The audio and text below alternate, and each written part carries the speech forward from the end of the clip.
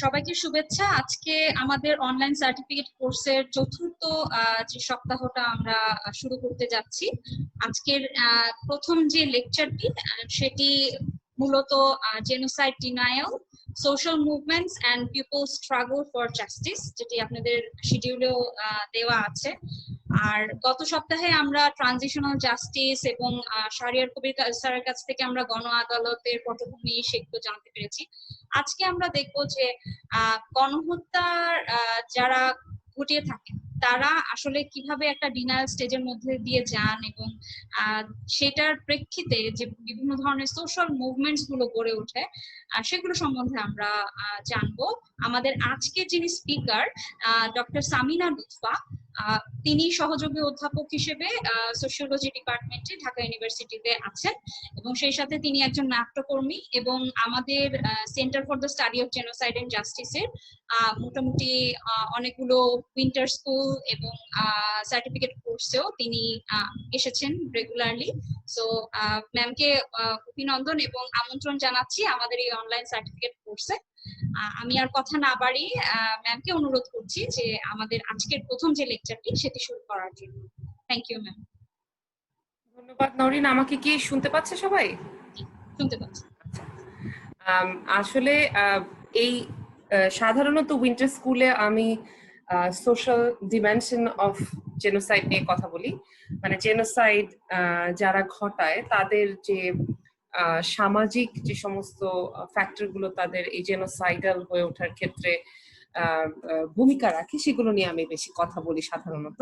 তো এবার আমাকে একটি নতুন বিষয় নিয়ে কথা বলতে বলা হয়েছে, যদিও এটা আসলে আমার বিষয়। এই কারণে বলছি যে আমি একটুখানি আমার পরিচয়টা বলে নেই, যাতে যেহেতু আপনারা আমার শিক্ষার্থী নন, মানে যেরকম শিক্ষার্থীদের সাথে আমার দেখা হয়, বিভিন্ন জন বিভিন্ন বিশ্ববিদ্যালয় থেকে বিভিন্ন অর্গানাইজেশন থেকে এসেছেন। সুতরাং এখানে আপনারা যেহেতু এই সার্টিফিকেট কোর্সে এসেছেন, আমার সম্পর্কে একটু জানা প্রয়োজন। আমি ঢাকা বিশ্ববিদ্যালয়ের সমাজ বিজ্ঞান পড়াই, কিন্তু আমার মূল গবেষণার বিষয় হচ্ছে সামাজিক আন্দোলন বা সোশ্যাল মুভমেন্ট, এবং মূলত environmental justice movement, feminist movement এগুলো নিয়ে কাজ করি। জেন্ডার, এনভায়রনমেন্ট এগুলো হচ্ছে আমার রিসার্চ এরিয়া। আমি আমার মূল ট্রেনিং সোশিওলজিতেই। আমি অনার্স মাস্টার্স করেছি ঢাকা বিশ্ববিদ্যালয় থেকে, আরেকটি মাস্টার্স করেছি যুক্তরাষ্ট্রের লিহাই বিশ্ববিদ্যালয় থেকে, আর পিএইচডি করেছে ডিফিল যেটাকে বলে আমার বিশ্ববিদ্যালয়, ইউনিভার্সিটি অফ অক্সফোর্ড ইউকে থেকে। আমার পিএইচডি এবং মাস্টার্সের গবেষণার বিষয়ের মধ্যে পুরোটা সময় জুড়ে environment, indigenous population, gender, rights এসবই গুরুত্বপূর্ণ ছিল। সুতরাং আমার কাছে মনে হয় যে জেনোসাইড ডিনায়ালের এবং যে রাজনীতি এবং তার সাথে আমরা গত 50 বছরে বাংলাদেশের ইতিহাসে এই যে জেনোসাইড ডিনায়ালের রাজনীতি এবং সেই ডিনায়াল থেকে পাথ টু জাস্টিস, সেটা সম্পর্কে আজকে আমরা কিছুটা আলোকপাত করার চেষ্টা করব। ক্লাসটা মোর মানে social historical rather than sociological. সোশিওলজিস্টরা অনেক বেশি কনসেপচুয়ালি কথা বলেন, আজকে আমি আপনাদেরকে মোর অর লেস একটা হিস্টোরিক্যাল আন্ডারস্ট্যান্ডিং দেওয়ার চেষ্টা করব। এবং যখন কেউ সামাজিক আন্দোলন ঘটানোর চেষ্টা করেন বা কোনো একটা সামাজিক আন্দোলন ঘটে, তখন তার পেছনে কি কি বিষয় কাজ করে সেটা সম্পর্কে একটু ধারণা দিতে চেষ্টা করব। এই বিষয়টা হোমোজেনাস না, সব ক্ষেত্রে একই রকম ভাবে ঘটে না এবং এর অভিঘাত একই রকম হয় না। তারপরেও সামাজিক আন্দোলনের এক ধরনের প্রসেস আছে, তার মানে কিছু জিনিস একটা ইউনিভার্সালি সব সামাজিক মুভমেন্টের মধ্যেই পাওয়া যায়। সো আজকের ক্লাসটাকে যদি আমি আউটলাইনটা একটু চিন্তা করি, আমি মূলত আসলে 4টা ভাগেই ভাগ করছি। জেনোসাইড ইন জেনারেল, যেটা নিয়ে আমি আসলে নর্মালি উইন্টার স্কুলে ক্লাস নেই বা এখানে যে সার্টিফিকেট কোর্সগুলো হয় সেটাতে ক্লাস নেই, সেটা আমরা একদম সংকুচিত করে ফেলবো। এবং আমার মনে হচ্ছে যে এর মধ্যে যে ক্লাসগুলো আপনারা করেছেন মোর or less genocide in general, এটার যে ডেফিনিশনস এন্ড আদার থিংস এগুলো আপনাদের হয়ে গেছে। সো আমি এটাতে খুব বেশি যাবো না, জাস্ট একটা ইন্ট্রোডাক্টরি কথা বলবো। সোশ্যাল মুভমেন্ট ফর জাস্টিস, আমরা যখন সোশ্যাল মুভমেন্ট করি এটা একটু মাথায় রাখতে হবে সবাইকে, যে social movement is nothing which is regular situation. কারণ মানুষ রেগুলারলি যে কোনো একটা সমাজে যে মানুষরা বসবাস করে, তারা সমাজের নিয়ম কানুন, যেটাকে আমরা ভ্যালুস এন্ড নর্মস বলে থাকি, এই নিয়ম কানুন, বিলিফস, রিচুয়ালস এগুলোকে তারা মেনে চলে। এটাই সমাজে থাকবার একটা মেজর রিজন বা আপনি এই সমাজে আছেন, আপনি এই কারণেই এই সমাজের নিয়মগুলো মেনে চলেন, স্বাভাবিকভাবেই আমরা কনফর্ম করি, but we are more likely to conform rather than to protest against the rules and regulations. এবং এটা হচ্ছে common behaviour is to conform. So not to conform is an uncommon behavior. So social movement হচ্ছে একটা not to conform situation, এবং এই confirm করছেন না, আপনি এটা বদলাতে চাচ্ছেন, so you are actually seeking something. So এই জায়গাটা আমাদের সোশ্যাল মুভমেন্টের ক্ষেত্রে খুব গুরুত্বপূর্ণ, যে আপনি আমি প্রতিদিন সকালে ঘুম থেকে উঠি, দিন যাপন করি, তারপরে আমরা আবার ঘুমোতে যাই, এর মাঝে আমরা যা কিছু করি তার বেশিরভাগটাই সামাজিকভাবে নির্ধারিত। আমরা শিখেছি আমাদের সমাজের বিভিন্ন প্রতিষ্ঠানের মাধ্যমে, সেটা হতে পারে প্রতি পরিবার, হতে পারে স্কুল, হতে পারে ইউনিভার্সিটি, হতে পারে মাস মিডিয়া, পত্রিকা, টেলিভিশন, এই সব কিছুই কিন্তু আমাদেরকে আমাদের আচরণগুলো শেখায়, কি ধরনের ভ্যালু রাখতে হবে সেগুলো শেখায়। তাহলে এগুলোর সাথে মেনে চলে, এগুলোর সাথে মিলেই আমরা বেশিরভাগ মানুষ জীবনটা পার করে দিই। খুব কম লোকেই এটার সাথে মানতে চায় না, এবং যখনই তারা মানতে চায় না, এই ধরনের মানুষগুলো আলাদা হয়। আমাকে কি শুনতে পাচ্ছেন? জি ম্যাম, পারফেক্ট। আচ্ছা, আমার পাওয়ার অফ হয়ে গেল, বুঝলাম না। যাই হোক, ওকে। তো এই যে সোশ্যাল মুভমেন্টের কথা বলছি, তার পরিপ্রেক্ষিতে আমরা শাহবাগ মুভমেন্ট বা বাংলাদেশে যে একটি মুভমেন্ট হয়েছিল, যার মধ্যে দিয়ে আমরা দেখেছি যে এই আমাদের জেনোসাইড ডিনায়ালের যে রাজনীতি ছিল, সেখান থেকে আমাদের বর্তমানে যে পরিস্থিতি, সেইখানে আসবার ক্ষেত্রে প্রসেসগুলো কি ছিল, অ্যাক্টর কারা ছিলেন, এবং আদৌ এটা কি জাস্টিসটাকে এনশিওর করেছে কিনা, বা আমরা জাস্টিসের পক্ষে কতদূর আগালাম, সেটা নিয়ে একটু আলোকপাত করব। এ নিয়ে আলোচনা করবার একটা সমস্যার জায়গা হচ্ছে, শাহবাগ খুব বেশি দিন আগের কথা নয়, 2013, যদিও 7 বছর হয়ে গেছে, কিন্তু আমরা যথেষ্ট পরিমাণে সামাজিক গবেষণা করিনি যে শাহবাগকে সত্যিকার অর্থে মূল্যায়ন করতে পারবো। সো জেনোসাইডকে নিয়ে যদি আমরা একটু একেবারেই প্রাথমিক যে কথাগুলো আমাদের সকলের জানা আছে, যে এটা একটা গ্রিক টার্ম, গ্রিক এবং ল্যাটিন দুটো টার্মকে যুক্ত করে জেনোসাইড করা হয়েছে।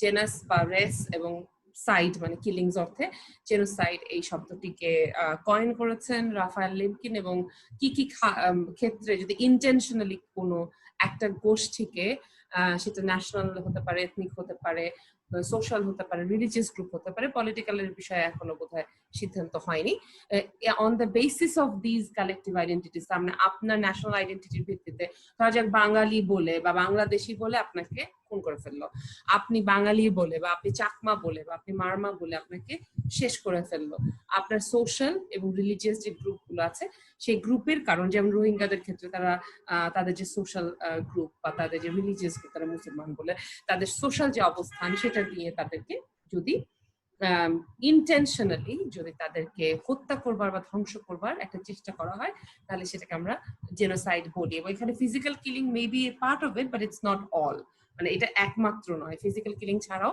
জেনোসাইড হয়, আপনারা জানেন নিশ্চয়ই, তো দিনে আপনারা এগুলো নিয়ে, এগুলোর এক্সাম্পল গুলো আপনারা জানেন, যে টার্কি যেমন আর্মেনিয়ানদেরকে বের করে দিয়েছিল, মাস এক্সোডাস হয়েছিল, এই মাইগ্রেশন বা ডিসপ্লেসমেন্টের কারণে পুরো আর্মেনিয়ান পপুলেশনটা ওই ডেজার্টের মধ্যে মারা যায় বা তারা নিশ্চিহ্ন হয়ে যায়। এটাকেও কিন্তু সরাসরি ফিজিক্যালি তাদেরকে খুন করা হয়নি, কিন্তু এই যে ডিসপ্লেসমেন্ট বা ফোর্সফুল ডিসপ্লেসমেন্টের মাধ্যমে তাদেরকে মৃত্যুর দিকে ঠেলে দেওয়া হয়েছে বা ধ্বংসের দিকে ঠেলে দেওয়া হয়েছে, with the intention of destroying that specific ethnic group, সেটাকে আমরা বলছি, আর সেটাকে আমরা কিন্তু একটা জেনোসাইড বলতে পারবো।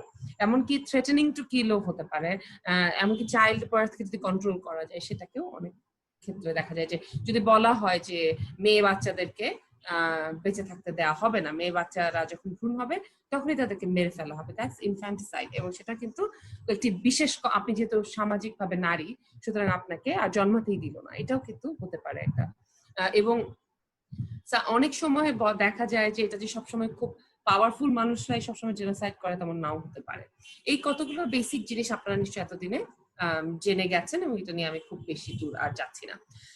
আমি এখন যে কথাগুলো বলবো, সে কথাগুলো বলবার আগে আমার একটা ছোট্ট কি বলবো, এক ধরনের ডিসক্লেইমার দেওয়ার আছে। সেটা হচ্ছে, আমরা যখন সামাজিক বিজ্ঞানে কোনো কথা বলি, তখন আমাদেরকে মাথায় রাখতে হবে আমরা তো প্রতিষ্ঠানের ভিত্তিতে সমাজকে দেখি, আমরা সাধারণভাবে মনে করি সামাজিক বিজ্ঞানে যে মানুষ একজন ইন্ডিভিজুয়াল। আজকে আপনি আমরা যে কম্পিউটারে বসে আছি বা ফোন ব্যবহার করছি, যে জামা কাপড় পরে আছি, এর প্রতিটা জিনিসে আমাদের মনে হয় আমরা আমাদের নিজেদের চয়েসে কিনেছি।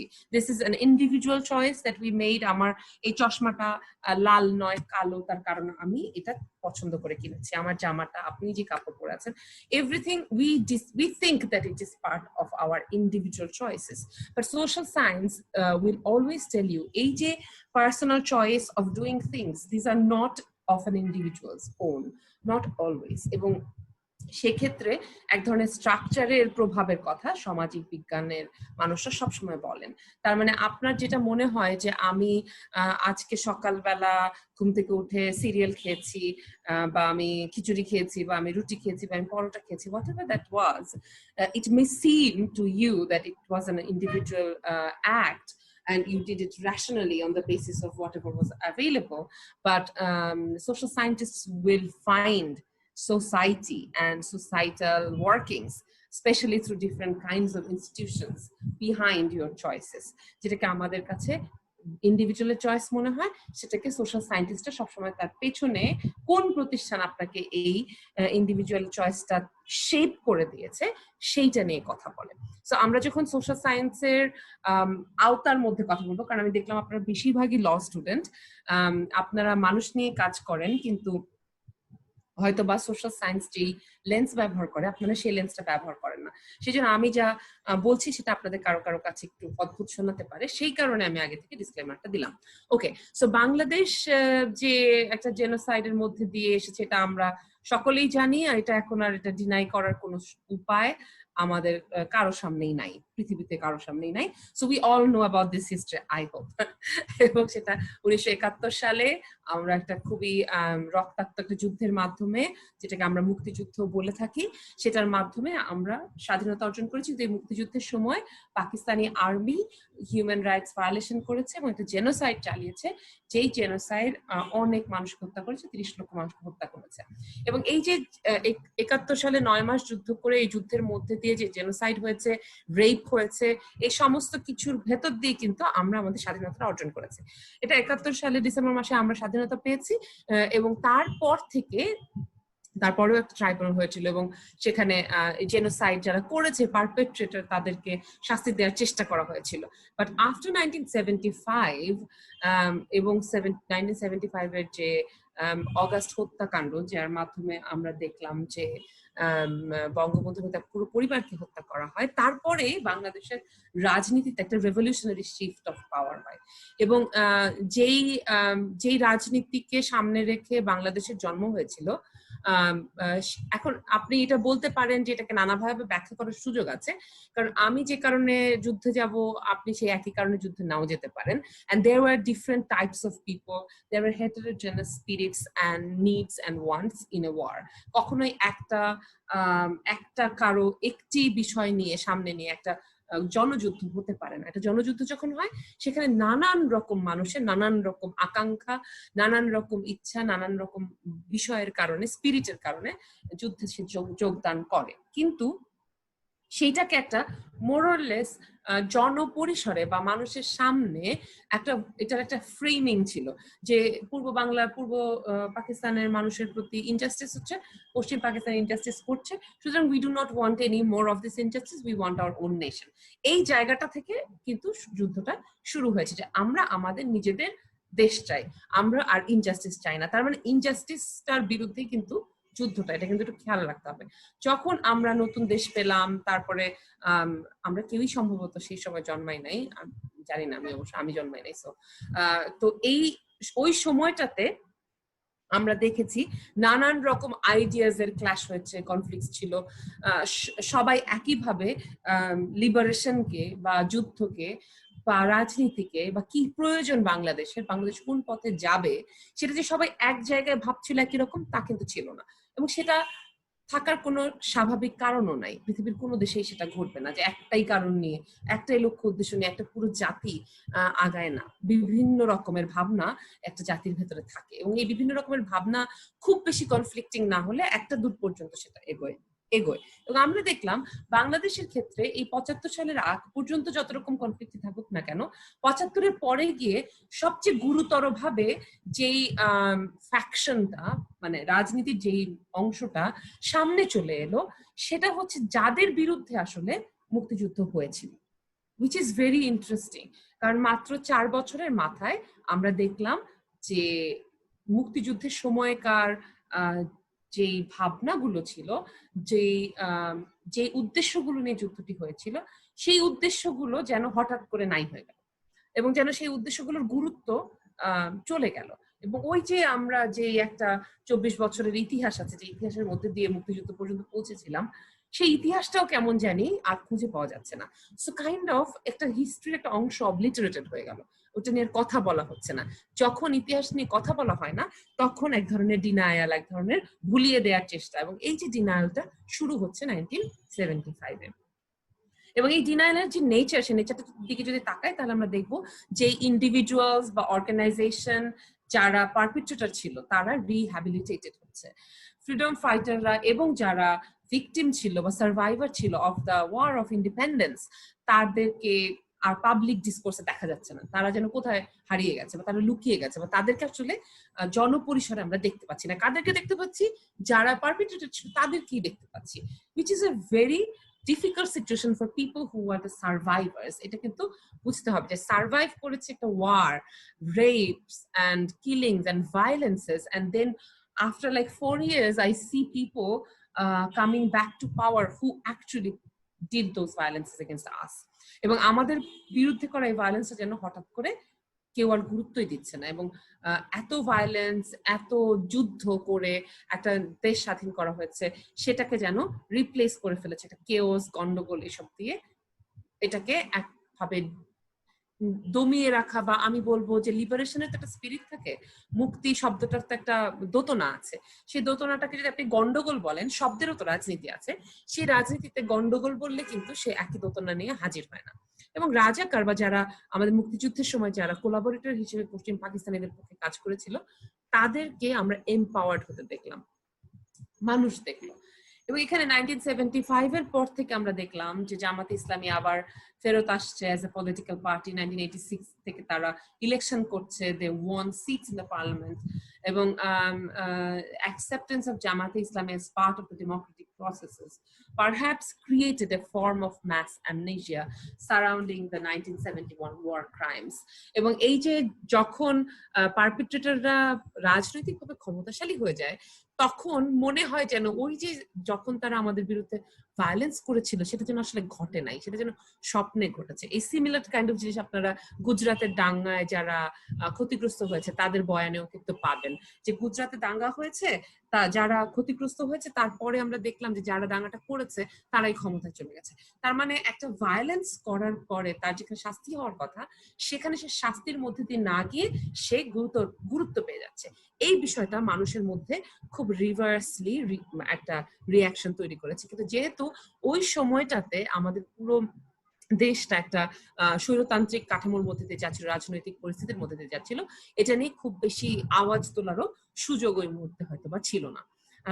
And it took 4 decades to set up another tribunal to try the war criminals। এবং আপনারা জানেন যে সেটা আমি আরো একটু পরেই বলছি সেটা নিয়ে, যেটা দেশের ভিতরে পরিচিত যে রাজাকাররা ছিল, এবং ইন্টারন্যাশনাল ট্রাইব্যুনাল করে পাকিস্তানি ওয়ার ক্রিমিনালসদের বিচার করার ব্যাপারটা এখন অনেক দূরে রয়ে গেছে। এখন এই তো গেল জেনোসাইডের ডিসকাশন। আর বাংলাদেশে যে জেনোসাইড হয়েছে সেইটা আমার মনে হয় না ডিসকাস করার কিছু আছে, right? Because we all know about it. এখন আমি যদি মনে করি যে এই যে একটা লম্বা সময় 1975 থেকে ভুলেছিলাম, কবে এসে হঠাৎ করে এই ট্রাইব্যুনাল গুলো হচ্ছে, ট্রাইব্যুনাল গুলো, সেটা 2009 সালের কথা, কিন্তু 2013 সালে এসে কি হচ্ছে, এবং এটা কি হঠাৎ করে 2013 সালে এসে এই 10 পৃষ্ঠা অনলাইন অ্যাক্টিভিস্ট রাস্তার মধ্যে বসে পড়লো and then everything happened? How is it possible actually? এবং আমরা যখন এই ধরনের আন্দোলন নিয়ে কথা বলি, আন্দোলনকে যতটাই স্পোরাডিক বা হঠাৎ করে হয়েছে এরকম মনে হোক না কেন, কারণ এই যে ছেলে মেয়েগুলো ওখানে ওই দিন বসেছিল 2013 সালের 5ই ফেব্রুয়ারিতে, এবং তারপরে থেকে অনেক দিন, যারা শুরুতে বসেছিলেন তারা কেউই তো 71 দেখেন নাই, 75 হয়তো বা বেশিরভাগই দেখেন নাই। এখন আমার মনে আছে আমি 6 তারিখ থেকেই ওখানে ছিলাম, সো আমার মনে আছে যে খুব কম বয়সী ছেলেমেয়েরাই ওখানে ছিলেন।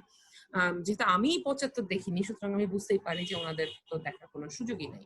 তো এই ছেলেমেয়েরা কি আসলে এই এত কিছু জানে, এত জানে তারপরে সেরকম বলছে? এটা এমনি এমনি হঠাৎ করে হয় না। এই যে কোনো সোশ্যাল মুভমেন্ট তৈরি করতে গেলে তার একটা প্রসেসের ভেতর দিয়ে যেতে হয়। এই প্রসেসটা ইন জেনারেল যদি আমরা একটু জানতে চাই, তাহলে যখন আমি বলছিলাম যে সোশ্যাল মুভমেন্ট যখন কেউ করে তখন সে আসলে কিছু একটা সিক করে। In this case they seek justice because somehow they feel that they have been treated in an unjust manner. সেই জন্য তো তার মধ্যে একটা গ্রিভান্স তৈরি হয়, অথবা সে মনে করে যে আমার যে জীবনযাপন রয়েছে সে জীবনযাপনটা থ্রেটেন্ড হচ্ছে, সে আমার যে স্বাভাবিক জীবনযাত্রা আছে সে জীবনযাত্রা একটা হুমকির মুখে পড়ে যাচ্ছে। সেক্ষেত্রে সে কিন্তু একটা ইনজাস্টিস ফিল করে, তখন সে এক ধরনের তাড়না বোধ করে যে আমার জাস্টিস সিক করা প্রয়োজন।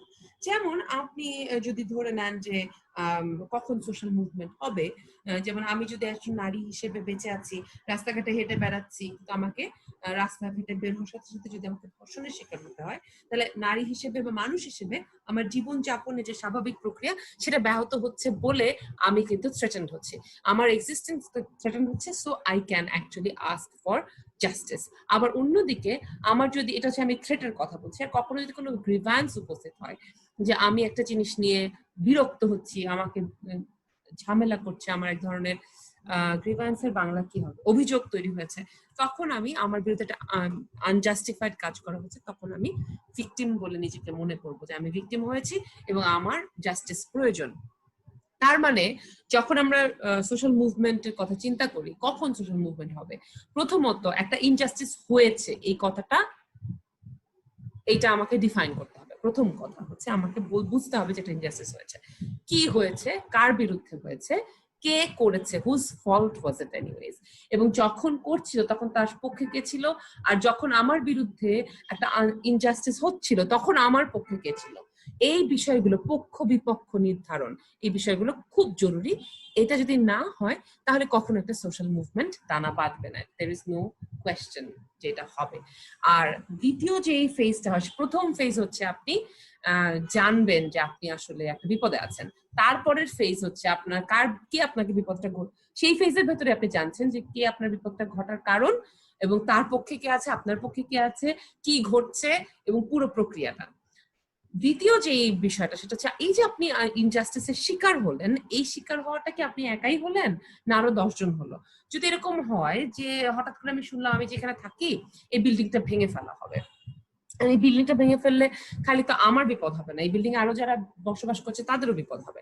তাহলে একইভাবে যারা গ্রিভান্সের শিকার হচ্ছে বা যারা থ্রেটের শিকার হচ্ছে তারা সবাই মিলে এক জায়গায় হয়, তারা সাপোর্ট করে যে হ্যাঁ ইনজাস্টিস হচ্ছে, তারপরে তারা সিক করে আদার পিপলস ট্রাস্ট এবং আদার পিপলের সাপোর্ট। তার মানে এই যে বাড়িটা ভেঙে ফেলা হবে, এই বাড়িটার মানুষরা এক জায়গায় হবে, ডিফাইন করবে জাস্টিস হয় নাই, কে কে দায়ী। এখন আমরা এই পাড়ার লোকদেরকে জানাবো যে জানো আমাদেরকে বাসা থেকে বের করে দিচ্ছে, আমাদের কি করা উচিত, আমাদের সাথে আসো, আমাদেরকে হেল্প করো, and then gaining trust of other people or supporters. এবং এই যে সাপোর্টারকে গেইন করা, এটা সোশ্যাল মুভমেন্টের একটা খুব important part. If you do not have supporters it's very difficult for you to keep rolling your movement. কোনো চেঞ্জ আনা বা ইনজাস্টিসকে জাস্টিসের পথে পরিবর্তন করে নেওয়া, ট্রান্সফর্ম করা, এটা প্রায় অসম্ভব হয়ে যায়। এবং যখন এখানে একটা কথা আমি একটু বলতেই চাই, এটা হয়তো একটু অ্যাক্টিভিস্ট স্ট্যান্স থেকেই বলছি, সেটা হচ্ছে recruiting heterogeneous people, not only people like you who will be uprooted or displaced, but also people from different walks of life who probably do not have any stake in your situation. মানে আপনাকে এখান থেকে উচ্ছেদ করলে তার কোনো লাভও নাই, তার কোনো সরাসরি ক্ষতিও নাই। এই ধরনের মানুষকে যুক্ত করা, যাতে মনে হয় যে এটা অনেক মানুষের দাবি, অনেক মানুষের প্রতি ইনজাস্টিস, রাদার দেন এটা আপনার একটা পার্সোনাল গেইনের সিচুয়েশন বা আপনার একটা পার্সোনাল স্বার্থ বা ইন্টারেস্টের সিচুয়েশন। যদি এটা আপনার পার্সোনাল ইন্টারেস্টের সিচুয়েশন হয়, ইট ইজ ভেরি আনলাইকলি যে আপনার এই ইন্টারেস্ট নিয়ে কোনো সামাজিক মুভমেন্ট করে উঠবে। এবং এই স্পিরিটটা যে আমি জাস্টিস সিক করি, স্পিরিটটাকে ডিফিউজ করে দিতে হবে চারিদিকে। চারিদিকে মানুষের মধ্যে এই ধারণাটা তৈরি হতে হবে যে আসলেই সামিনা লুৎফার প্রতি ইনজাস্টিস হয়েছে, এন্ড এই ইনজাস্টিসটা কে অ্যাড্রেস না করলে আমাদের প্রতি ইনজাস্টিস হবে, এবং এটা একটা জনগণের বা অনেক বেশি সংখ্যক মানুষের ইস্যু। এটা শুধু সামিনা লুৎফার ব্যক্তিগত ইন্টারেস্ট বা স্বার্থ নয়, এটা বেশিরভাগ মানুষের স্বার্থ। এই স্বার্থটা যখন আপনার সবাই বুঝবে, তখন আপনি বুঝতে পারবেন যে আপনার সাপোর্টারের বেস বাড়বে। কিন্তু স্বার্থ যদি সকলের না হয়, সাপোর্ট আপনাকে করবে না মানুষ বেশিরভাগ ক্ষেত্রে। এবং একটা পর্যায়ে গিয়ে যখন সবাই দেখবে যে অনেক মানুষ জমেছে, এখন আমরা একটা অ্যাকশন পয়েন্টে যাব। তার মানে এই যে রাস্তায় বসে আন্দোলন করা বা একটা স্মারকলিপি দিতে চলে যাওয়া, এগুলো কিন্তু প্রথমে ঘটে না। এগুলো ঘটার আগে আগের এই দুটো ফেজ পার করে আসতে হয়। ঠিক আছে? তো এই যে আমরা এতক্ষণ যে কথাটা বললাম, সেটা ছিল একটা থিওরিটিক্যাল আলোচনা এবং সোশ্যাল মুভমেন্ট। এখন আমরা যদি একটু দেখি যে বাংলাদেশে কি হলো।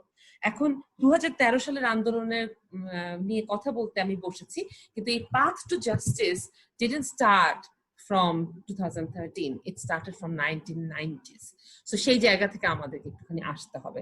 এবং আপনার নওরিন যেরকম বললো যে গণ আদালত নিয়ে আপনারা জেনেছেন, সো সেটা নিয়ে আমি আর ডিটেইলে যাচ্ছি না, কিন্তু আপনাদেরকে এটুকু মনে করিয়ে দিচ্ছি যে গণ আদালত বা ঘাতক দালাল নির্মূল কমিটি যে 90-এর দশক জুড়ে যে আন্দোলন, সেই আন্দোলনটা না হলে পরে কোনোভাবেই শাহবাগ আন্দোলন হতো না। তো এই জায়গাটা আমাদেরকে বুঝে আসতে হবে। যদিও গণ আদালতের মানুষজনকে আপনারা বা ঘাতক দালাল নির্মূল কমিটির মানুষজনদেরকে আপনারা শাহবাগ আন্দোলনের নেতৃত্বে দেখেন নাই, কিন্তু যে কোনো আন্দোলনের একটা সাংস্কৃতিক অংশ থাকে, সেই জায়গাটা সম্পর্কেই আমি আসলে এই দুটো ফেজে বলবো। সেই সাংস্কৃতিক অংশটা হচ্ছে মিনিং মেক করার কাজ। সাংস্কৃতিক অংশ কেন বলছি? Because it has to be part of your life. সংস্কৃতি হচ্ছে আপনার জীবনের অংশ, আপনার ওয়ে অফ লাইফ।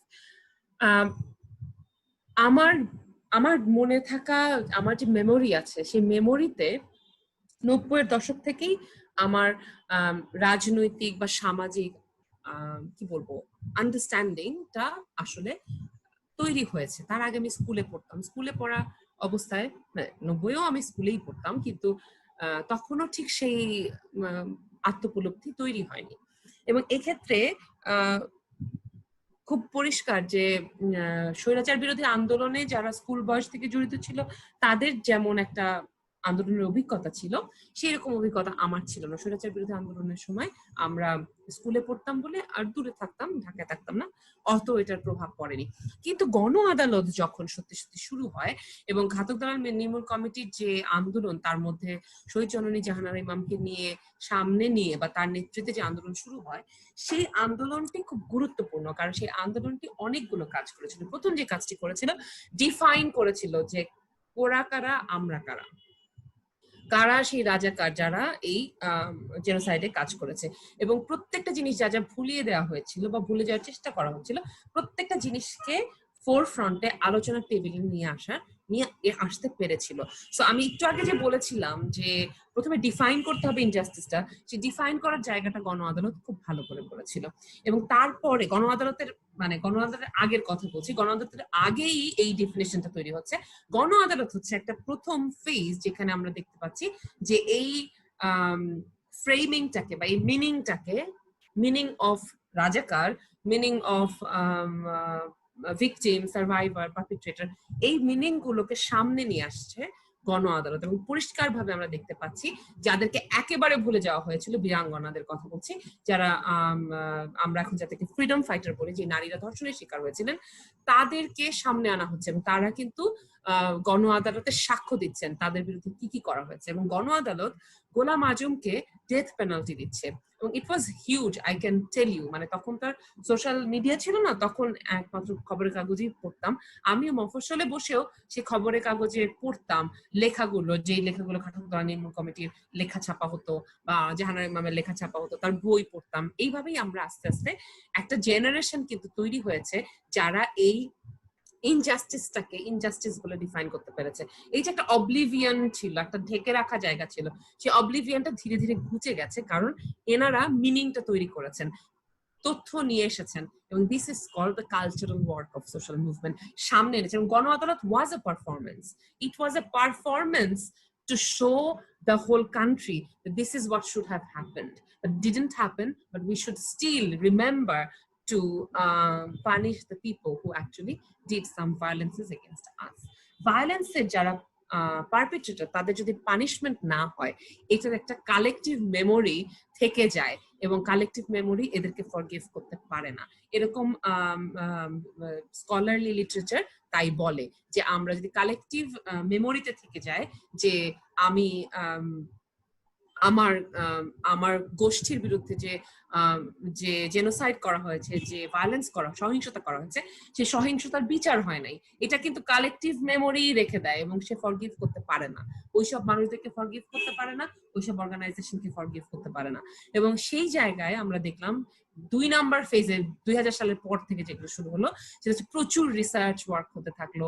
আপনারা মুক্তিযুদ্ধ জাদুঘর, তারপরে আরো কিছুদিন পর থেকে ব্লগিং এর জামানা শুরু হলো, এবং সেই সময় প্রচুর লেখালেখি এবং দুই পক্ষের লেখালেখি হওয়ার ফলে যেটা হলো, এই লেখালেখি নিয়ে একটা বড় লাঠালাঠি কিন্তু অনলাইন প্ল্যাটফর্মে হচ্ছে। এবং সেটা যারা দেখছেন, ওই সময় তো সোশ্যাল মিডিয়া নাই, অনলাইনে আমরা ব্লগিং জগতে দেখছি, এবং ওই ব্লগিং জগতে যা হচ্ছে সেটার একটা প্লাস এই যে ঘাতকতলা নির্মূল কমিটির আন্দোলন ইত্যাদি। এবং আমরা জানি যতবারই বিএনপি ক্ষমতা এসেছে 90 এর পর থেকে, ততবারই একটা ইসলামাইজেশন, এক ধরনের pro Pakistan kind of thing হতে থাকে, জামাতে ইসলামী গুরুত্ব পায়। এইরকম একটা সিচুয়েশন যখন দেশে থাকে, তখন তার বিপক্ষে কালচারাল অ্যাক্টিভিস্ট, পলিটিক্যাল অ্যাক্টিভিস্ট, মানুষ, এদের আন্দোলন সংগ্রামও কিন্তু তৈরি হতে থাকে। যেহেতু গণতান্ত্রিক রেজিম, কোট আনকোট, কারণ আগের অটোক্রেটিক রেজিমের থেকে অনেক বেশি গণতান্ত্রিক ছিল, সেই হিসেবে এই ধরনের কাজগুলো করার স্পেস পাওয়া যাচ্ছে। হ্যাঁ, মারপিট করছে, পুলিশ এসে মারছে, বাট দেয়ার আর মানে ওখানে সমাবেশ আয়োজন করা যাচ্ছে। গণ আদালত আমরা দেখেছি, ইট ওয়াজ দেয়ার, it happen.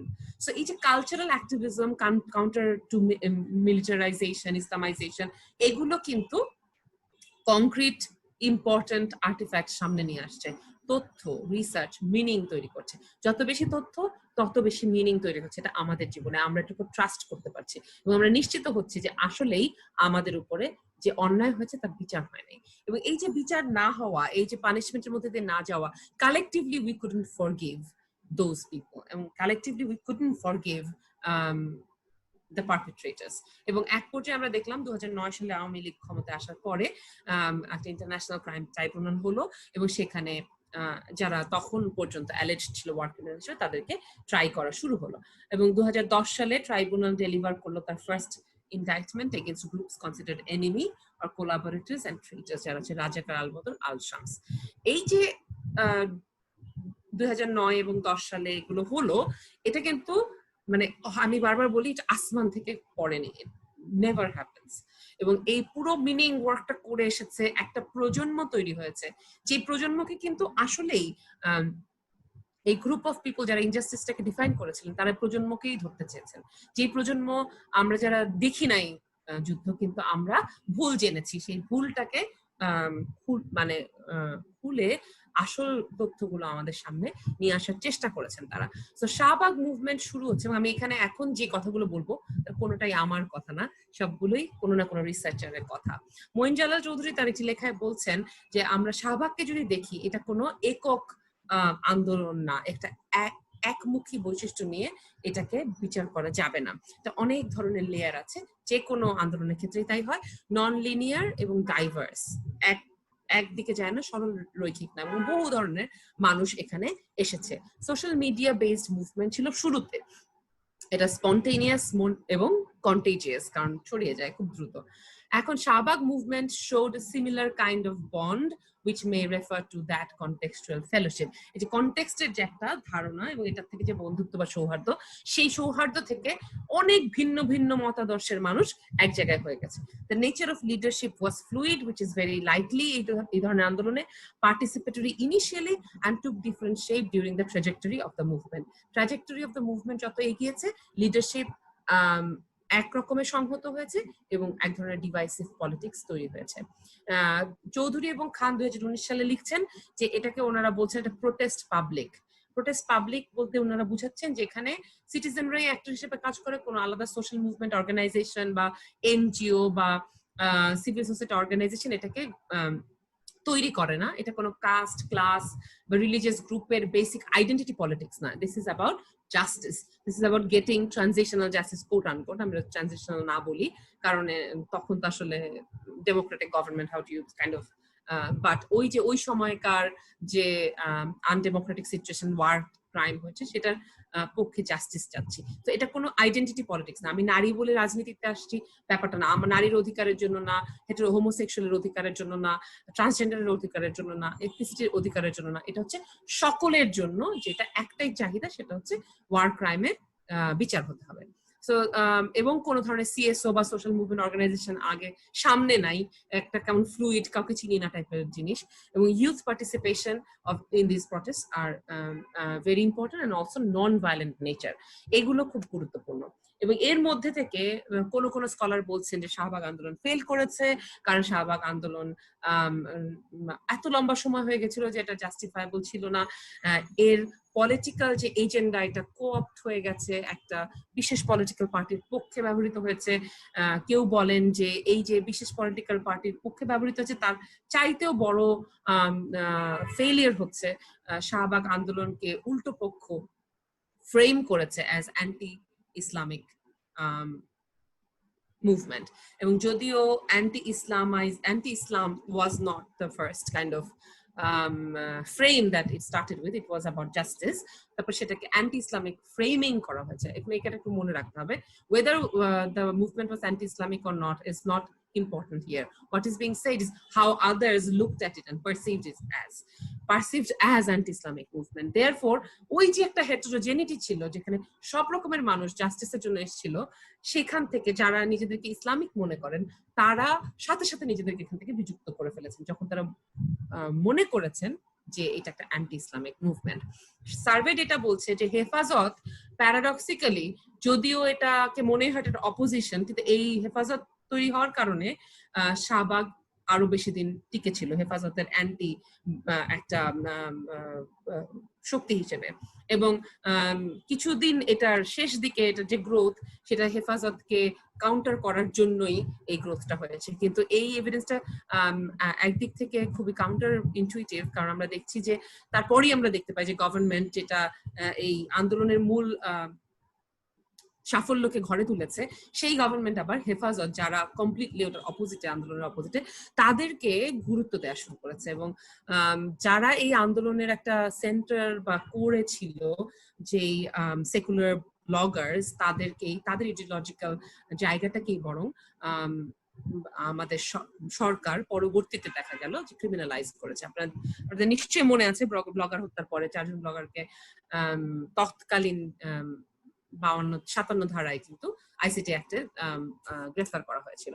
Overall Shahbag movement failed to achieve further advantages for the secular community and it foiled the cultural victory of the decade-long socio-cultural movement led by its ideological predecessors. এবং এই যে এই দাবিটার পক্ষে বিপক্ষে মত থাকতে পারে, কিন্তু একদম ফেলে দেওয়া যাচ্ছে না অনুপম দেবাশিস রায়ের এই দাবিগুলোকে। উনি সার্ভে করে এটা দেখেছেন। শেষ যে প্রশ্নটা হচ্ছে যে তাহলে এই শাহবাগ আন্দোলন করে কি লাভ হলো, এটা কোনো লাভটা হলো কিনা। এখানে আমার মন্তব্যটা করে আমি আপাতত থামবো। এখানে আমার মন্তব্য হচ্ছে যে আলটিমেটলি শাহবাগের গুরুত্বটা ওখানেই, যে এটা বাংলাদেশকে তার যে অতীত আছে, যে ভয়ঙ্কর অতীত আছে, সেই ভয়ঙ্কর অতীত কে একটা একটা উপসংহারের দিকে নিয়ে যাওয়ার ইশারা দেয়। ট্রায়াল গুলো যে চলছে সেই ট্রায়াল গুলো কে অনেক বেশি কি বলবো স্ক্রুটিনির সামনে ফেলে, যে স্ক্রুটিনিটা ট্রায়াল গুলোর দরকার ছিল। তার মানে আমরা চাইনি যেন তেন প্রকারে এদেরকে ঝুলিয়ে দিতে, তাহলে তো এদেরকে ঝুলিয়ে দেওয়া যেত, এত ট্রাইব্যুনাল করার কি দরকার ছিল? আমরা তো জনমনে সকলেই এদের এই সমস্ত অপকর্ম সম্পর্কে পরিষ্কারভাবে জ্ঞাত হয়েছিলাম, সুতরাং এদেরকে ধরে ঝুলিয়ে দিলেই হতো। সেটা তো আমরা করিনি, তাই না? আমরা একটা প্রপার লিগাল প্রসিডিউরের মধ্যে দিয়ে গেছি। এই প্রপার লিগাল প্রসিডিউরটা শাহবাগ না হলে এটার প্রতি যে একটা স্ক্রুটিনাইজিং একটা লুক, মানে যাতে করে এটা যেন তেন প্রকারে শেষ করা না হয়, সেই জায়গাটা কিন্তু শাহবাগ নিশ্চিত করেছে। And it also gives Bangladesh a chance to demand a Nuremberg-like trial for the war criminals in Pakistan. And therein lies a chance of a resolution of the conflict of 1971.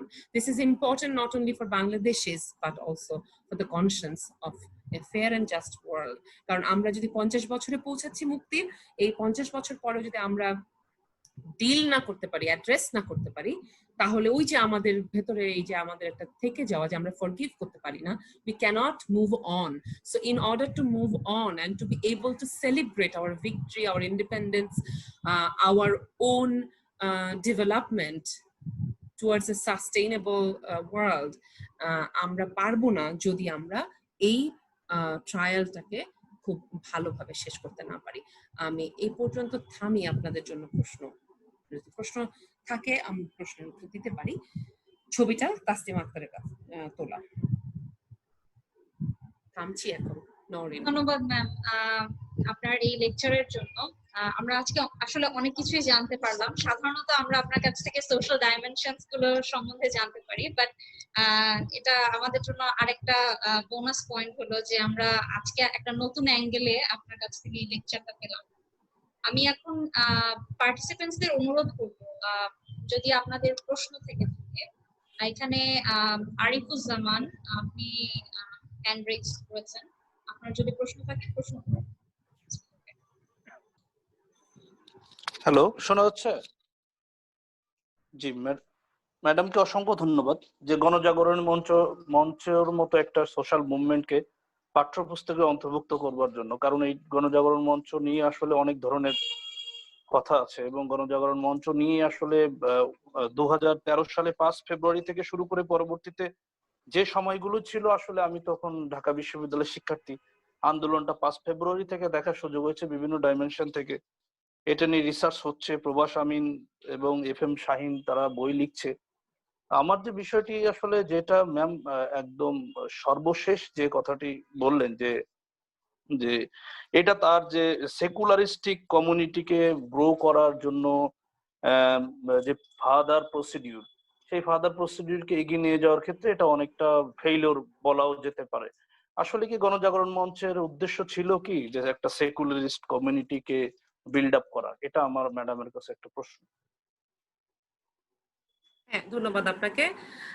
এখানে বিষয়টা হচ্ছে, আমি আগেই বলেছি, এটা হচ্ছে 3 জন স্কলারের লেখা থেকে আমি আপনাদেরকে উদ্ধৃত করেছি। স্কলারদের নামও দেয়া আছে, তাদের যে লেখাগুলো থেকে নেওয়া হয়েছে সেগুলো আপনারা ওনাদের নাম দিয়ে সার্চ করলে লেখাগুলো পাবেন, all available in the web. এবং কোনোটার জন্যই আপনাদের কোনো সাবস্ক্রিপশন লাগবে না, ফ্রিলি অ্যাভেলেবল। সো আপনারা দেখে নিতে পারেন। মঈন জালাল চৌধুরী বা অনুপম দেবাশিস রয় বা চৌধুরী অ্যান্ড খান, এই 3টি লেখার সবগুলোই মানে অ্যাভেলেবল। তো অনুপম দেবাশিস রায় যেটা দাবি করছেন, সে দাবিটা হচ্ছে, উনি বলছেন যে এটা করার ফলে সেকুলার যে শক্তিটি, সেই শক্তিটি ক্ষতিগ্রস্ত হয়েছে, এটা হচ্ছে ওনার দাবি। এবং সেটার পক্ষে ওনার যুক্তি হচ্ছে, উনি সার্ভে করেছেন, সার্ভেতে যারা পার্টিসিপেট করেছেন তারা বলেছেন এই কথাটা। এখন প্রশ্নটা হচ্ছে যে ডেফিনেটলি এই আন্দোলনটা শুরুতে শুরু হয়েছিল হচ্ছে বিচার প্রক্রিয়াটাকে স্ক্রুটিনাইজ করবার জায়গা থেকে, তার মানে ওই যে পাথ টু জাস্টিস, সেটার দিকে যাওয়ার একটা স্টেপ হিসেবে এটা শুরু হয়েছিল। কিন্তু আগে আমরা বলেছি এটা শুরু হয়েছে একটা খুব ফ্লুইড জায়গা থেকে, এটা যে খুব একেবারে স্পষ্ট একটা গোল এবং সেট করা ছিল, এবং এটা একদম ম্যান্ডেট আকারে ছিল, যেরকম আওয়ামী লীগ বা বিএনপির একটা ম্যান্ডেট থাকে, সেই রকম কিন্তু কোনো ম্যান্ডেট এটা ছিল না। This is the nature of A fluid social movement based on social media. এবং এই ফ্লুইড সোশ্যাল মুভমেন্টের ফলশ্রুতি, এটা একটা ফ্লুইড সোশ্যাল মুভমেন্ট হওয়ার কারণেই এটার যে গোল, এটা ধীরে ধীরে পাল্টেছে। কিন্তু বাংলাদেশ সৃষ্টি হয়েছিল একটি সেকুলার সোসাইটি, একটা সেকুলার নেশন তৈরি করার ড্রিমকে সামনে নিয়ে। সো সেই অর্থে ৭৫-এ যে ড্রিমটা কার্টেইলড হয়েছিল, ট্রাঙ্কেটেড হয়েছিল, সেই ড্রিমটাকে তো ফেরত আনতে চেয়েছিল। এই যে কালচার ওয়ার্ক, এই যে মিনিং এর কথা আমি বলেছি, তো থ্রু আউট দিজ ডেকেডস, এই যে আমাদের মার্টায়ারদের, আমাদের শহীদ জননীরা আমাদেরকে যে আন্দোলনের মধ্যে নিয়ে গেছেন, সেই আন্দোলনটা তো ছিল আসলে সেকুলার বাংলাদেশের পক্ষে। হ্যাঁ, আমরা বলেছি যে আমরা ওয়ার ক্রিমিনালদের বিচার চাই, কিন্তু ফর হোয়াট?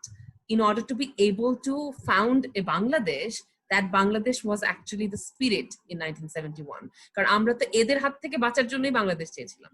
তো সেই বাংলাদেশটাকে এস্টাবলিশ করতে গেলে এই জাস্টিসটার যখন ধারণাটা আমরা তৈরি করি, এই ধারণাটার মধ্যে একটা ব্রড ধারণার ভেতরে সেকুলার বাংলাদেশের জায়গাটা কিন্তু থাকবার কথা। সেই জায়গাটা আমরা মিস করেছি, যেহেতু এই পুরো প্রক্রিয়াটার মধ্যে দিয়ে এটা একটা পার্টিসান পলিটিক্স, এটার মধ্যে ইসলাম, পলিটিক্যাল ইসলাম সব একসাথে এসে ওই জায়গাটাকে আমরা we lost it। কারণ আমরা সেকুলার বাংলাদেশের পক্ষে যে অনলাইন অ্যাক্টিভিস্টরা ছিল, তাদের মধ্যে অনেকেই তো হত্যাকাণ্ডের শিকার হয়েছেন, এবং তাদের হত্যাকাণ্ডের বিচারের চাইতে আমাদের চোখে বেশি করে আছে যে কি করে সরকার টিল্ট হয়েছে টুয়ার্ডস তাদের দাবি দেওয়া, যে দাবিটা পলিটিক্যাল ইসলামের পক্ষে দাবি দেওয়া। সো আমি জানি না whether I have answered you completely, but আমার মনে হয় যে বাংলাদেশ সৃষ্টির জায়গা থেকে যদি চিন্তা করেন, একটা সেকুলার বাংলাদেশের জায়গা তো অবশ্যই ছিল, এবং to understand secularism, it's a different class, but obviously secularism does not mean that you are against any sort of religion, but rather you give space to all religion if people want to have a religion। আর যার religion নাই, যে বিশ্বাস করে না, তারও বেঁচে থাকার অধিকার নিশ্চিত করা সেকুলার বাংলাদেশের আইডিয়ার ভেতরে থাকার কথা, যেটা আমরা হঠাৎ করে দেখলাম শাহবাগের পরে একটা যেন কি হলো, একটা ঝড়। এবং সেই আমাদের অনেকেরই পরিচিত চেনা জানা মানুষ, বন্ধু স্বজনরা কিন্তু এর শিকার হয়েছেন। এবং শিকার হওয়া মানে শুধু এই না যে চড়থাপ্পড়ের উপর দিয়ে গেছে, মারপিটের উপর দিয়ে গেছে, they lost their lives brutally। এরপর প্রশ্ন আছে আরমান শরীফ।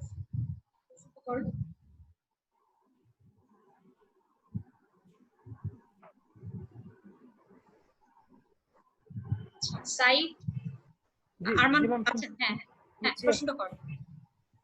ম্যাম, প্রশ্ন হচ্ছে, আপনি বুঝাতে চেয়েছেন আমরা যখন দেখি জাস্টিস হচ্ছে না, আমি যখন ফাইন্ড আউট করতে পারি আমি জাস্টিসটা পাচ্ছি না, হ্যাঁ,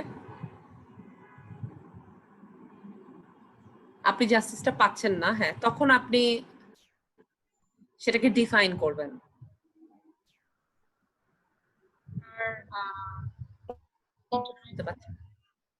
আচ্ছা আরমান, আপনি কিন্তু আমাদেরকে চ্যাট বক্সে প্রশ্নটা লিখে দিতে আমরা পারেন।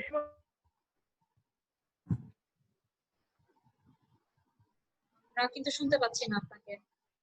হ্যাঁ, আমিও শুনতে পাচ্ছি না, আমি সরি। সাইদ, তাহলে প্রশ্নটা করেন, আমরা আরমানের কাছে আবার ব্যাক করব, and that will be the last question. আমার প্রশ্নটা আমি করতেই তাহলে। ধন্যবাদ ম্যাম আপনার এত সুন্দর একটা আলোচনার জন্য আজকে। আচ্ছা, আমার একটা প্রশ্ন হচ্ছে গিয়ে যে আমরা দেখি যখনই ইনজাস্টিস অ্যারাইজ হয় তখনই আমরা গ্রুপ অফ পিপলকে নিয়ে মুভমেন্টের জন্য সামনে এগিয়ে যাই। দেখা যাচ্ছে শাহবাগ বলি বা প্রেস ক্লাবের সামনে বলি, সব জায়গায় একটা গ্রুপ অফ পিপল, এবং মিডিয়ার মাধ্যমে এমন ভাবে ফুটিয়ে তোলার চেষ্টা করি যাতে ইনজাস্টিসটা আমাদের জাস্টিস ভাবে নিয়ে আসে। তো আমার একটা প্রশ্ন হচ্ছে, এমন কোনো রিসার্চ করা হয়েছিল কিনা যে ইনজাস্টিস না হওয়ার পিছনে বা অনেকদিন ইনজাস্টিসের জন্য আন্দোলন করে যাচ্ছি, তারপর আমরা এটা পাচ্ছি না, এইসব না পাওয়ার পিছনের কারণগুলা কি কি, এরকম কোনো কি রিসার্চ হয়েছে বা আমার একটু জানার ইচ্ছা এই জন্য। এরকম রিসার্চ আমি জানি না যে আমি আপনার প্রশ্নটা ঠিক মতো বুঝতে পারলাম কিনা। সো কি করলে ইনজাস্টিসটাই হবে না সেটা বলতে চাচ্ছেন, সেই বিষয়ে রিসার্চ হয়েছে কিনা? বহু লেখাপত্র আছে যেখানে জাস্টিসের ধারণাকে ব্যাখ্যা করা হয়েছে, যে জাস্টিস কিভাবে আমরা পেতে পারি। নানান ভাবে মানুষের ভালনারেবিলিটি বা এই ঝুঁকি তৈরি হয়, যে ঝুঁকির কারণে সে জাস্টিস পায় না। সে যদি নানাভাবে বিভিন্ন সামাজিক যে ডিভিশনস আছে, আমরা যেটাকে সামাজিক স্তরায়ন বলি সোশিওলজির ভাষায়, তার মানে আপনি একটা হতে পারে যে আপনি দরিদ্র মানুষ, আপনার ইনজাস্টিস হওয়ার সম্ভাবনা বেশি। আপনি দরিদ্র পুরুষ, আপনি দরিদ্র নারী, এখন দরিদ্র নারীর উপর ইনজাস্টিস হওয়ার সম্ভাবনা দরিদ্র পুরুষের চাইতে বেশি। আপনি যদি দরিদ্র দলিত নারী, তার মানে আপনি আরো বেশি ইনজাস্টিসের শিকার হবেন। আপনি দরিদ্র দলিত নারী, শরীরে নারী এবং আসলে একজন হোমোসেক্সুয়াল, তাহলে আপনার উপর ইনজাস্টিসের সম্ভাবনা আরো বেশি। তার মানে প্রতিটি এইরকম আইডেন্টিটি আপনাকে কিন্তু আরো বেশি ইনজাস্টিসের দিকে ঠেলে দিতে পারে। কারণ সমাজ এই যে যাদের নাম আমি উচ্চারণ করলাম, নারী, দলিত, বাংলাদেশ হলে হিন্দু বা অন্য ধর্মাবলম্বী, ইন্ডিয়া হলে মুসলমান বা অন্য ধর্মাবলম্বী, এরকম বিভিন্ন দেশে এথনিসিটি অনুযায়ী মানুষের যে এই মানুষকে যেভাবে কনস্ট্রাক্ট করা হয় অ্যাজ লোয়ার দ্যান ইউ, একটা মেজরিটি ভার্সেস একটা মাইনরিটি, যাকে আপনার চাইতে কম মানুষ বা একটুখানি আদার, একটু ডিফারেন্ট বলে সে আসলে আপনার চাইতে কম গুরুত্বপূর্ণ, তখনই কিন্তু তার বিরুদ্ধে ইনজাস্টিস গুলো হওয়া শুরু হয়। তাহলে আপনি জাস্টিস এনশিওর করতে পারবেন সবার জন্য সমান সুযোগকে এনশিওর করার মাধ্যমে। তার মানে আপনি যখন একটা এমন দেশ তৈরি করতে পারবেন যেখানে নারী হওয়ার কারণে, আদিবাসী হওয়ার কারণে, ভিন্ন মতাবলম্বী হওয়ার কারণে, ভিন্ন ধর্মাবলম্বী হওয়ার কারণে, চেহারা অন্যরকম হওয়ার কারণে, সেক্সুয়ালিটি অন্যরকম হওয়ার কারণে আপনাকে ক্ষতির শিকার হতে হয় না, তখন আর ইনজাস্টিস হবে না, তখন জাস্টিস হবে। তখন আপনি একটা জাস্ট সোসাইটি তৈরি করতে পেরেছেন বলে ভাববেন। সেরকম একটা সোসাইটির জন্যই কিন্তু আমরা বাংলাদেশটা করবার চেষ্টা করেছিলাম। আমাদের মুক্তিযুদ্ধ হয়েই ছিল সেরকম একটি সমাজ তৈরি করার জন্য, যে সমাজ, যে রাষ্ট্রে ইনজাস্টিস থাকবে না। আমাদের সংবিধান কিন্তু প্রত্যেকটা লাইনে লাইনে এই কথাটা আছে যে সবাইকে সমান গুরুত্ব দিতে হবে, সবার সমান অধিকার। থ্যাংক ইউ ম্যাম, আমাদের সময় একদমই শেষ। আমরা ম্যাম আমি কি একটা কোশ্চেন করতে পারি? খুব শর্ট, জাস্ট 5-6 সেকেন্ডের ভেতরে। আচ্ছা, আমরা বর্তমানে বাংলাদেশে একটা যে প্রচলন দেখা যাচ্ছে যে যে কোনো ধরনের ভিকটিম বা যে কেউ যে কোনো ধরনের নির্যাতনের শিকার হলে সর্বপ্রথম এটা দেখা হয়, তাকে ধর্মের একটা ব্যাখ্যা দেওয়ার চেষ্টা করা হয় যে তুমি ইসলামকে মানো নাই বা তুমি তোমার ধর্মকে অনুসরণ করো নাই বিধায় তুমি এইটা শিকার হইছো, এছাড়া হইতা না। এখন আমরা কি সেই সেকুলারিজমের যে ধারণাটা ওইটা স্টাবলিশ না করার কারণে কি আজকে এই ট্রেন্ডটা বেশি দেখা যাচ্ছে কিনা, আমি সেটা একটু জানতে চাচ্ছিলাম। Not a very easy question, it's a complicated question, complicated answer. So আমি যে এটা সেকুলারিজম নিয়ে একটা আলাদা ক্লাসই করা সম্ভব, সেটা যেহেতু করতে পারিনি, আমি যদি সংক্ষেপে বলতে চাই যে হ্যাঁ অবশ্যই আপনি সবকিছুকে ধর্ম বা শ্রেণীর চোখ দিয়ে যখন দেখতে যান, তখন আপনার ধর্মের বাইরে যে মানুষগুলো আছেন সেই মানুষগুলো তাহলে কিভাবে বিচার্য হবেন। তার মানে শুধু ধর্ম দিয়ে ব্যাখ্যা করা যাবে না। সেকুলারিজম ওই কথাটাই বলে যে আপনার সিটিজেন হিসেবে, মানুষ হিসেবে আপনার একটা অধিকার আছে, সে আপনি যে ধর্মের, যে বর্ণের, যে গোত্রেরই হন না কেন। সেকুলারিজম ওই কথাটার দিকে মনোযোগ দেয়। এখন আপনি ইসলাম ধর্মের নিয়ম দিয়ে আমাকে যদি মানতে বলেন, আমি যদি মুসলমান না হই, আমি যদি মুসলমান ঘরে জন্মগ্রহণ করেও ইসলাম ধর্মে বিশ্বাসী না হই, তাহলে আমার জন্য কেন সেই বিধান হবে? আমি সেই বিধান মানবো কেন? আর সেই বিধান মানবো না বলেই আমাকে মেরে ফেলা যাবে বা আমাকে তুচ্ছ করা যাবে বা আমার অধিকার খর্ব করা যাবে, এটা তো কোনোদিনই জাস্টিস হতে পারে না। তো সেই অর্থে ডেফিনেটলি সেকুলারিজম এর যে আসল ধারণা, ধর্মের বিপক্ষে না, সকল ধর্মের সহাবস্থানে যে ধারণা, সেই জায়গাটা, এবং ধর্ম না থাকার সহাবস্থানে যে ধারণাটা, এইটা থাকলে পরে হয়তো এভাবে দেখা প্রয়োজন হতো না। আমি মনে হয় অনেক ওভার করে ফেলেছি টাইম, আমি sorry Norin. Thank you so much, ma'am, for your lecture.